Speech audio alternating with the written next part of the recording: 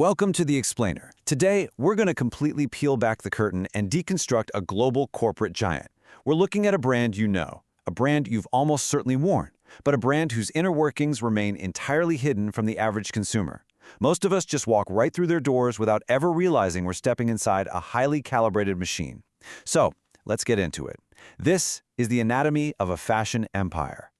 Think about that question for a second. We live in an era of inescapable noise.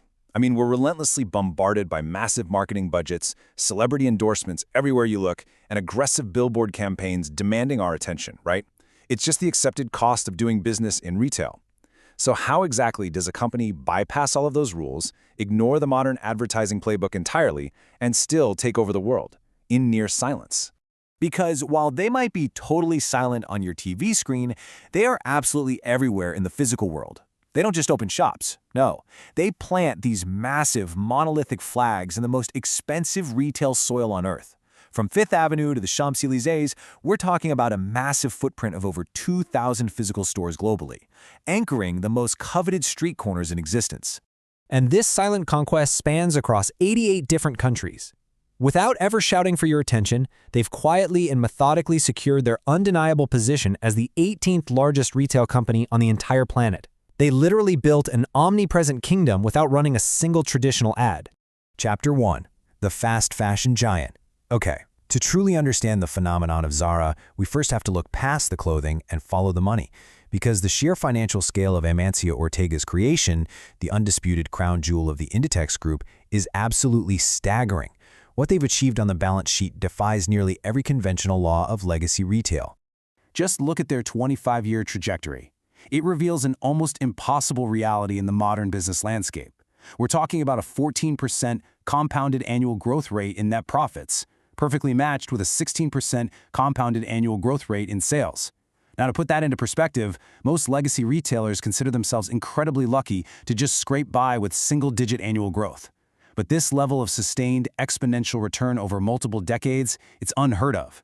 It is, by every definition, an unstoppable financial juggernaut. And here's the crazy part. They achieve this impossible growth through sheer, unadulterated speed. Deep inside their sprawling headquarters in Artexo, a dedicated team of 700 designers operates in a constant state of hyperdrive. They aren't just designing clothes. They've basically industrialized trend spotting itself. They churn out an unbelievable 65,000 new styles every single year. 65,000, pushing fresh garments to their global network of stores at least twice a week. Chapter 2. The Illusion of Scarcity. Now, the real secret of their empire isn't just how fast they can manufacture a garment. It's actually the calculated psychological manipulation waiting for you the exact second you step onto their store floors. Because the environment you walk into, well, it is anything but accidental. As researchers at Harvard Business School perfectly put it, it is all about creating a climate of scarcity and opportunity. That is the cold, calculated reality of their business model. See, unlike traditional stores that just overwhelm you with endless options, Zara doesn't want you to feel comfortable. They want you to feel a sudden, inescapable sense of urgency. And this is exactly how they run their scarcity playbook. You walk into a store and you're not going to see racks bursting with overwhelming inventory. Instead, you'll see sparse, carefully curated display shelves. What you're actually witnessing is a masterclass in deliberate undersupply. By imposing strict one-month limits on how long individual items stay on the floor, they induce severe psychological friction, pure FOMO. They're quietly whispering to your subconscious, you better buy this exact piece right now because you absolutely will not see it here next week. And they can pull this psychological trick off because of what's known as their 3-week weapon. While traditional luxury brands sluggishly push out maybe 2 collections a year, literally taking 6 months to go from a sketch to a hanger, Zara's agile supply chain completely crushes that old model. From the moment a new design is approved, it goes straight to highly integrated production on the Iberian Peninsula and gets delivered to global markets in just 15 to 21 days. They translate high fashion trends into affordable reality before the competition even finishes drafting a pattern. Chapter 3. A Silent Marketing Machine. Which brings us to the most fascinating paradox of this entire empire. Their absolute refusal to engage in the very thing that built all of their rivals. Traditional marketing. No multi-million-dollar TV spots during the Super Bowl. No glossy magazine spreads. Nothing. So how exactly do they communicate with the buyer? How do they actually make you crave the brand? Well, they speak directly through architecture. Zara invests staggering amounts of capital in prime, undeniable global real estate. They actively hunt down magnificent historic buildings and completely transform them into spectacular, museum-like storefronts. And when you finally walk inside, it feels pristine, massive, and distinctly minimalist. White and light colors completely dominate the visual space.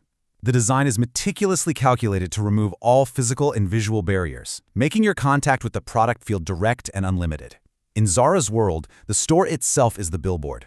But you know, their influence goes way deeper than what you can just see. It's deeply connected to what you feel and what you smell. Zara deploys a highly covert scent marketing strategy, literally pumping a bespoke, signature white rose perfume across their global locations. Combined with carefully curated, low-tempo chill-out music, this subliminally triggers customer relaxation.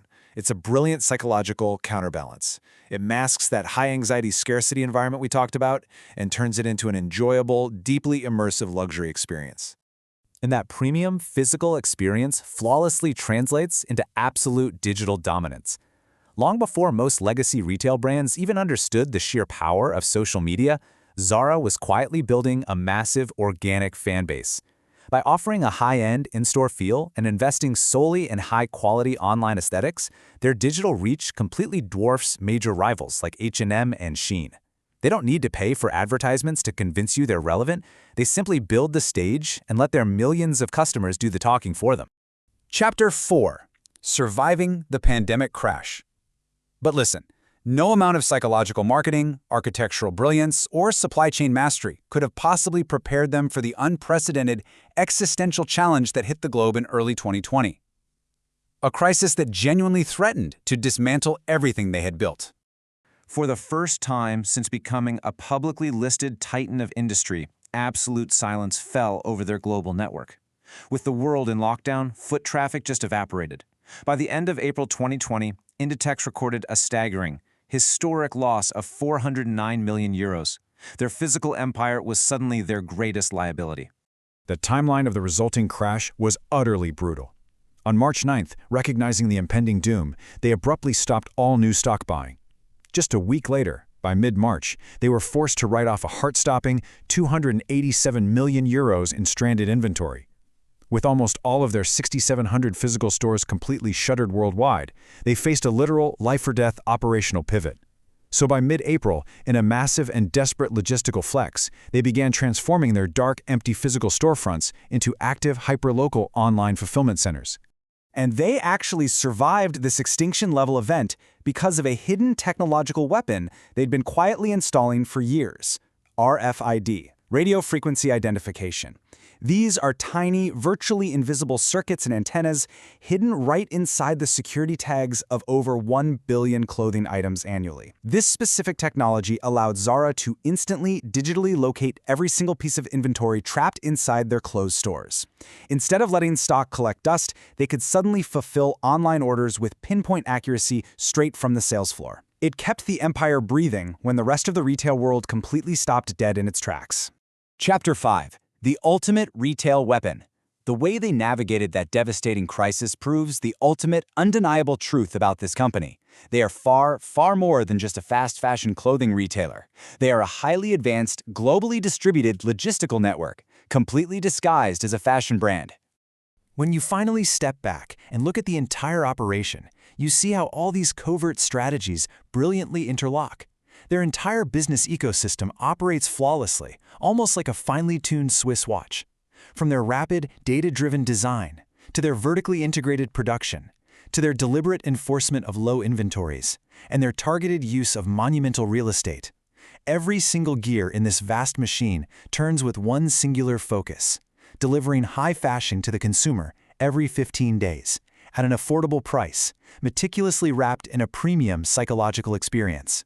They've completely rewritten the fundamental rules of global retail, and they did it without ever once shouting from a single billboard. So the next time you walk into a beautifully lit, pristine, white-walled store, take a deep breath of that signature white rose scent. Look at the sparse, calculated handful of items hanging on the rack, and ask yourself, are you really making a free choice, or are you just playing your predetermined part in their masterclass of scarcity? Will you ever look at an empty clothing rack the same way again?